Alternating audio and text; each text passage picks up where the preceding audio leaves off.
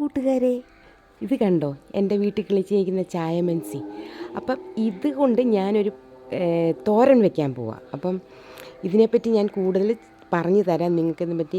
നമ്മുടെ ചീരകളിലെ ഏറ്റവും ഔഷധ ഗുണമുള്ള ചീരയാണ് ഈ ചായമൻസി എന്ന് പറയുന്നത്. മിക്കവാറും ആളുകൾക്ക് ഇതിനെപ്പറ്റി അറിയില്ല. പല വീടുകളിൽ ഇത് നിൽക്കുന്ന കാണാം, പക്ഷേ അവർക്ക് ഇതിൻ്റെ ഉപയോഗം അറിയില്ല. അവർ വെറുതെ ഇങ്ങനെ നട്ടു വെച്ചിരുന്നത്. അപ്പം ഞാനൊരു പ്രാവശ്യം ഇങ്ങനെ വരുമ്പം എൻ്റെ ഒരു ഫ്രണ്ട് ചേച്ചി പറഞ്ഞു, മോളെ ഇത് നല്ലതാണ്, വീട്ടിലൊരു കമ്പ് കൊണ്ട് വയ്ക്കാം. ഞാൻ ഈ കമ്പ് കൊണ്ടുവച്ച് ഞങ്ങളുടെ ആകെ ഒരു ഇച്ചിരി സ്ഥലമേ ഉള്ളൂ, അത് നിറച്ചങ്ങ് ഇത് പടന്ന് വെട്ടി കളയുമായിരുന്നു. അപ്പോഴാണ് ഇതിൻ്റെ ഗുണങ്ങളെപ്പറ്റി ഞാൻ അറിയുന്നത്. ഒരുപാട് പ്രോട്ടീൻസും കാൽസ്യവും ഒക്കെ ഉള്ളതാണെന്ന്, ഡയബറ്റിക് പേഷ്യൻസിനും കൊളസ്ട്രോൾ പേഷ്യൻസിനും ഒക്കെ വളരെ പ്രയോജനമുള്ള ഒരു ചീരയാണ് ഇതെന്നൊക്കെ അറിഞ്ഞു കഴിഞ്ഞപ്പോഴത്തേനെ ഞാൻ പിന്നെ ഇത് കാര്യമായിട്ടൊക്കെ തന്നെ ശുശ്രൂഷിച്ചു. അപ്പം നമ്മളിതൊന്ന് ഞാനിപ്പോൾ ഇതെന്താ ചെയ്യാൻ പോകുന്നതെന്ന് അറിയാം, ഒരു തോരൻ വെക്കാൻ പോവാണ്. അപ്പോൾ ഇതെങ്ങനെയാണ് തോരൻ വെക്കുന്നതെന്ന് നിങ്ങൾക്ക് ഞാൻ കാണിച്ചു തരാം കേട്ടോ. അപ്പം ഇതിൻ്റെ ഒരുപാട് ഔഷധ ഗുണങ്ങളുള്ള ഈ ചെടി നശിപ്പിക്കാൻ പിന്നെ എനിക്ക് തോന്നില്ല. ഇതിൻ്റെ ഇടയിൽ കൂടെ പാവലും കൂടെ പടന്ന് കിളിച്ചിട്ടുണ്ട് കേട്ടോ. അത് ഞാൻ നട്ടതൊന്നുമല്ലേ, എങ്ങനെയോ ഒരു കുരു വീണങ്ങാണ്ട് കിളിച്ചത്. അപ്പോൾ ഇതിനെപ്പറ്റി കൂടുതൽ കാര്യങ്ങൾ ഞാൻ പറഞ്ഞു തരാം. അപ്പോൾ ഇത് ആദ്യമേ ഞാനിപ്പം ഇതൊന്ന് പറിച്ചെടുക്കട്ടെ കേട്ടോ.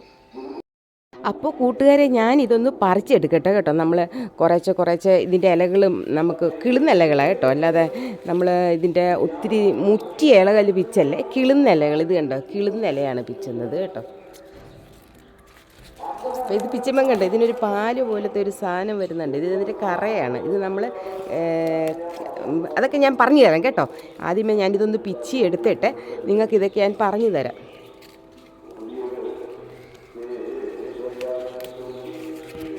കിളുന്ന ഇലയൊക്കെയാണ് നമ്മൾ പിച്ചുന്നത്. ഞാൻ ഈ ഇലയെല്ലാം പറിച്ചെടുത്തു കേട്ടോ. പക്ഷേ ഈ ഇലയ്ക്കകത്ത് ഇത് കണ്ടോ, കറ കണ്ടോ?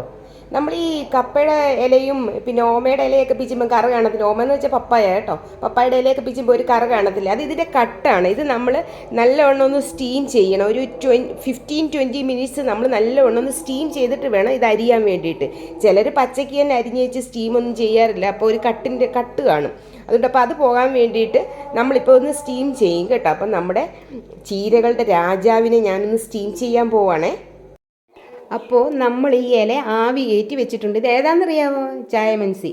അപ്പം നമ്മളിത് ആവി കയറ്റി വെച്ചിരിക്കുകയാണ്. ഇനിയിപ്പോൾ ഇത് തണുത്ത് കഴിയുമ്പോഴത്തേനെ ഞാനിത് ചെറുതായിട്ട് അരിഞ്ഞെടുക്കും കേട്ടോ. അപ്പം ആ ഇല ചായമൻസിയുടെ ഇല നല്ലവണ്ണം ആവി കയറ്റിയത് നല്ലവണ്ണം പിഴിഞ്ഞ് വൃത്തിയാക്കി എടുത്തിട്ട് അത് കുഞ്ഞായിട്ട് അരിഞ്ഞു വെച്ചു. എന്നിട്ട് അതിൻ്റെ കൂടെ 2 സവോളയും കൂടെ അരിഞ്ഞു വെച്ചു കേട്ടോ. അപ്പം ആ ചായമൻസിയുടെ ഇലയും സവോളയും കൂടെ അരിഞ്ഞതാണ് ഈ ഇരിക്കുന്നത്. ഇനി നമ്മൾ പച്ചമുളക് ഞാൻ അരയ്ക്കാനുള്ളതിനകത്ത് എടുത്ത് വെച്ച് തേങ്ങായും വെളുത്തുള്ളിയും മഞ്ഞൾപ്പൊടിയും ജീരകവും ഇത്രയും കൂടെ ഞാൻ ചതയ്ക്കാനായിട്ട് വെച്ചു. ഓക്കെ കൂട്ടുകാരെ, നല്ല മഴ, കരണ്ടും അങ്ങ് പോയി. 11:30 ആയതേ ഉള്ളൂ. എനിക്ക് ജോലിയൊക്കെ കിടക്കുന്നു. ഞാൻ തോരൻ വെച്ചു പോലുമില്ല. അപ്പോൾ അരിഞ്ഞു വെച്ചു, ഉള്ളിയെല്ലാം അരിഞ്ഞു വെച്ച്, പിന്നെ അരയ്ക്കാനുള്ളതും എല്ലാം എടുത്ത് വെച്ച്.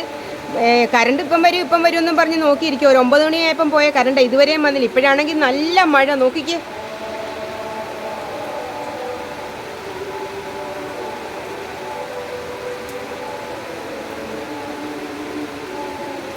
കണ്ടോ, നല്ല മഴയാണ്. എന്ത് ചെയ്യണമെന്ന് എനിക്കറിയില്ല. നല്ല മഴ പെയ്യുന്നുണ്ട്. ഇരുട്ടത്ത് നിന്ന് ചെയ്യേണ്ട സകല ലക്ഷണവും കാണുന്നുണ്ട്. അപ്പോൾ ഓക്കെ, ഞാൻ ബാക്കി ചെയ്യട്ടെ.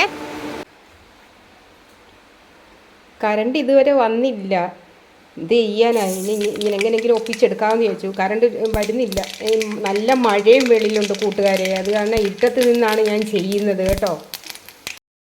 അപ്പം നമ്മളത് കടുക് വറുത്തതിനകത്തോട്ട് നമ്മൾ തേങ്ങ ഇട്ട് വറക്കുവാണ് കേട്ടോ. തേങ്ങ ഇട്ടെന്ന് വെച്ചാൽ അരപ്പിട്ട് വറക്കുക. ഇതിൻ്റെ അകത്ത് നമ്മൾ ചേർത്തിരിക്കുന്നത് വെളുത്തുള്ളി, പച്ചമുളക്, ജീരകം, തേങ്ങ, ഇത്രയേ ഉള്ളൂ കേട്ടോ. മഞ്ഞൾപ്പൊടി ഇത്രയും ഇട്ട് നമ്മൾ എണ്ണയ്ക്കകത്തിട്ട് നല്ലവണ്ണം വഴറ്റുക. നമ്മൾ ചതച്ച് വെച്ചിരുന്നത്. എന്നിട്ട് ഇത് നല്ലവണ്ണം വഴണ്ട് കഴിയുമ്പോഴത്തേനെ നമ്മൾ ചീരയുടെ ഇല ഇട്ട് കൊടുക്കാം കേട്ടോ. അപ്പം ഇതൊന്ന് നല്ലവണ്ണം ഒന്ന് ഒരു മണം വരട്ടെ. ഇരുട്ടത്ത് നിന്നുള്ള പണിയാണ്. തേങ്ങ നല്ലവണ്ണം ഒരു നല്ല കളറായി കഴിഞ്ഞപ്പോഴത്തേനെ ഞാൻ ഉള്ളി പൊടിയായിട്ട് അരിഞ്ഞ് വെച്ചിരുന്നതല്ലേ, അതും കൂടി ഇട്ട് വഴറ്റുവാണ്. ഉള്ളിയും കൂടി ഇതിൻ്റെ അകത്തിട്ട് വഴറ്റുവാണ്. അപ്പോൾ ഉള്ളി നല്ലവണ്ണം വഴണ്ട് കഴിഞ്ഞിട്ട് നമുക്ക് ഇല എടുത്തിടാം കേട്ടോ.